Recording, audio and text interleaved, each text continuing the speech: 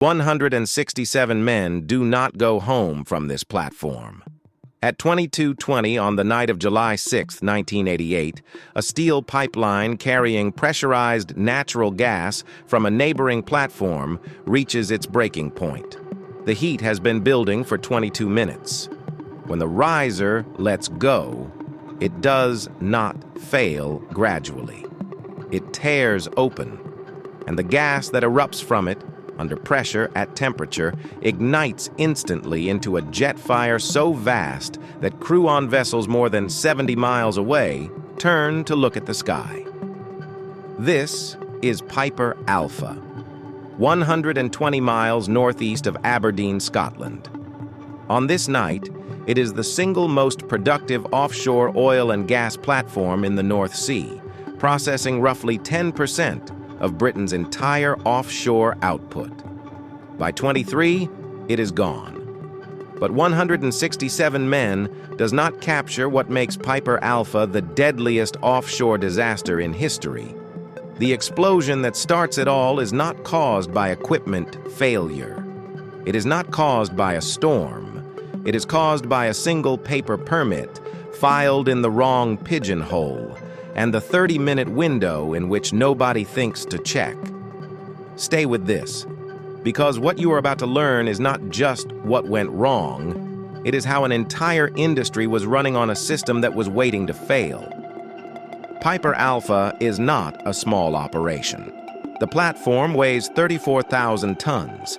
It sits in 474 feet of water. It has been producing oil since 1976, and in 1980 it was converted to also handle natural gas, a conversion that required adding a condensate injection system to the platform's C module.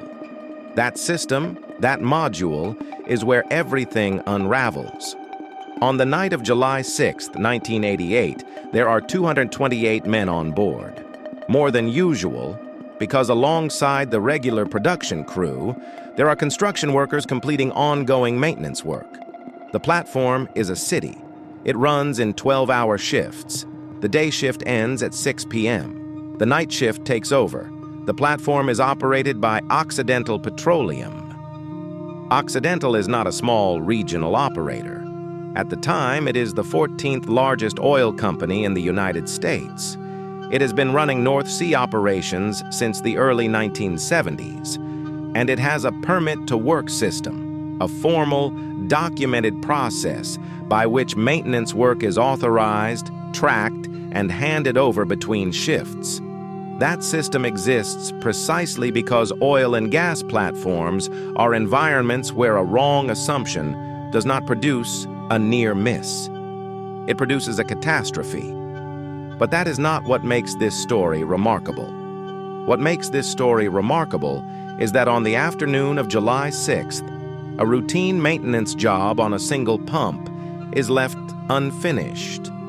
The permit documenting the danger is filed in the wrong location, and at 6 in the evening, a shift supervisor walks into the control room without knowing what he does not know. During the day shift on July 6th, a maintenance crew begins work on condensate injection, Pump A. As part of that work, a pressure safety valve, designated PSV 504, is removed from the condensate injection line for recertification. The valve is sent ashore. In its place, a blind flange is fitted, a flat metal plate bolted over the pipe opening as a temporary seal. This is documented. A permit to work is raised. The work is not completed by the time the day shift ends at 6 p.m.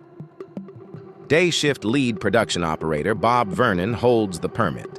Before he leaves, he places it in a pigeonhole in the platform's control room, but in the wrong section. It goes into the completed permits area, not the suspended permits area.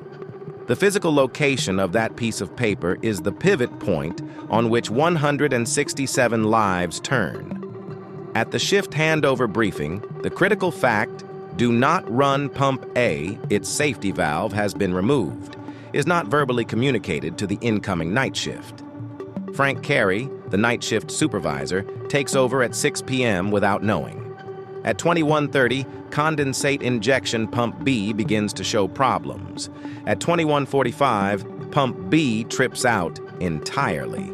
With the condensate injection system offline, production will have to be significantly reduced, a decision that carries commercial weight and operational pressure. Carey checks the permit board. He finds documentation for pump B. He finds no current permit indicating pump A is restricted. In the absence of a permit, pump A appears to be available. At 21:52, Carey authorizes the startup of pump A. And here is where the situation changes completely. The blind flange, where PSV 504 was removed, is not rated to hold condensate operating pressure. It was never designed to. It is a maintenance blank, a placeholder for a valve that was always meant to be returned. Within minutes of pump A starting, condensate gas begins leaking from the flange into the enclosed C module. The gas cloud finds an ignition source. At 22 WE, the first explosion tears through C module. The blast damages the firewall between C module and the adjacent B module, the gas compression area. That firewall was built to British standards of the time. It was designed to resist fire. It was not designed to resist explosive overpressure. The wall fails. The platform's main control room is destroyed in the blast. With the control room gone, there is no emergency command. No orders go out.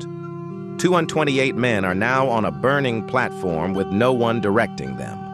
What nobody knew yet, what could not have been known, was that the fire was about to get 20 times worse. The platform's firewater deluge system is in manual mode. Earlier in the day, it had been switched off automatic because diving operations were underway around the platform's legs.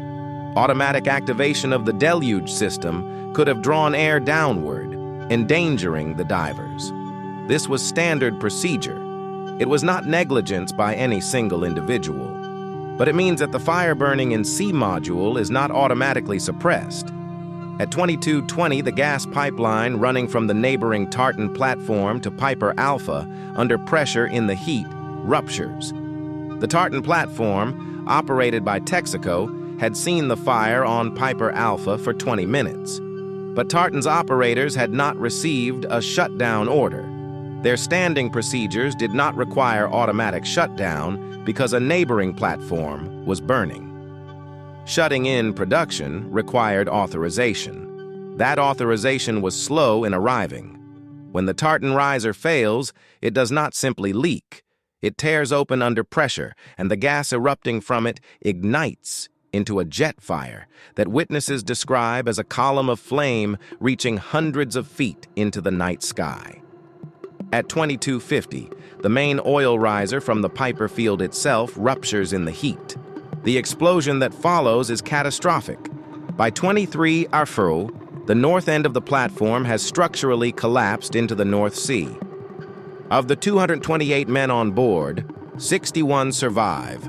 165 workers lose their lives on the platform. 2 rescue divers, who enter the water in an attempt to recover survivors from the burning sea surface, also perish in the effort. The total is 167. The question that haunts the Cullen inquiry, the question that haunts every survivor account, is not why the explosion happened. It is why so many men died after it. The answer is the accommodation block. When the first explosion hit at 22, most of the men on Piper Alpha did exactly what their training told them to do. They went to the primary muster station, the accommodation block on the south end of the platform. They closed the doors. They waited for instructions. The instructions never came because the control room was gone. The accommodation block filled with smoke. The heat built. Men lay on the floor to breathe. Some attempted to reach lifeboats, but the lifeboat embarkation points were engulfed in fire and inaccessible.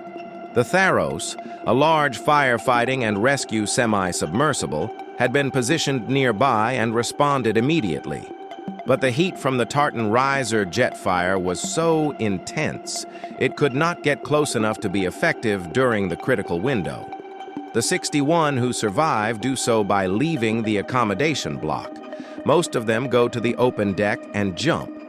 Andy Mocan, a rigger, jumps from the flare tower catwalk, more than 17 stories, 175 feet, to the water below. He survives. Ed Punchard, a diving supervisor, also makes it off the platform and into the sea. He later writes a book about what he sees on the way down and in the water. The men who jump into the North Sea in the dark, with burning oil on the surface, with a platform collapsing behind them, those men come home. And the men who follow their training, who go to the muster point and wait for the all clear that never comes, those men do not. Men who went to the accommodation block followed their training precisely. Their training led them to exactly where they were least likely to survive. The public inquiry into the Piper Alpha disaster opens in November 1988, 4 months after the platform falls into the North Sea. It is chaired by Lord William Douglas Cullen, a Scottish judge. It runs for 2 years. It hears evidence from more than 260 witnesses. The answer, the one that takes 2 years to reach the public, comes in November 1990. Lord Cullen's report runs to 2 volumes. It makes 106 recommendations, and it reaches a finding about Occidental Petroleum's safety management that is as direct as any official report of its era. Occidental's permit-to-work system was seriously deficient. Its safety management had suffered a total failure. Cullen also finds a structural problem that predates Piper Alpha entirely. Before 1988, offshore oil and gas safety in the United Kingdom is regulated by the Department of Energy, the same department responsible for promoting North Sea production. The regulator and the promoter are the same entity. Lord Cullen specifically identifies this conflict of interest as a contributing factor to the regulatory environment in which Piper Alpha becomes possible. But here is what makes the accountability picture incomplete. No criminal charges are ever brought against Occidental Petroleum. No individual is prosecuted. The Crown Office in Scotland concludes there is insufficient evidence for criminal prosecution. Occidental pays approximately $100 million in civil compensation to the families of those who do not come home. Then Occidental sells its North Sea assets and leaves. The permit that was filed in the wrong pigeonhole. The verbal handover that did not happen. The riser on the tartan platform that kept pumping for 22 minutes while Piper Alpha burned. The answer to who was responsible, in a legal sense, is no one. We'll get to what changed. First, understand what that finding cost the industry. In 1991, the Piper Alpha Memorial is unveiled in Hazelhead Park, Aberdeen. It lists all 167 names. It is maintained to this day. But Lord Cullen's 106 recommendations do not stay on a shelf. In 1992, the Offshore Safety Act transfers regulatory responsibility for offshore oil and gas from the Department of Energy, the department with an inherent conflict of interest, to the Health and Safety Executive. For the first time, the entity promoting North Sea production is not the same entity responsible for keeping workers alive on it. That same year, the Offshore Installations Safety Case Regulations 1992 come into force. Every offshore installation operating in UK waters is now required to submit a formal safety case, a documented demonstration that major hazard risks have been identified, evaluated, and reduced to as low as reasonably practicable. You do not simply assert that your platform is safe, you prove it. And an independent authority reviews the proof. These 2 pieces of legislation transform the offshore industry. The safety case model is subsequently adopted by Norway, Australia, and influences regulatory reform in Canada. When the Deepwater Horizon platform sinks in the Gulf of Mexico in 2010, 22 years later, same industry, same failure mode, investigators note that the United States had never adopted the safety case approach.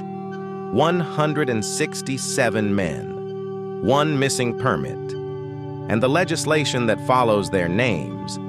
That is the reason the offshore platforms operating right now are built differently than the one that fell into the North Sea on July the 6th, 1988.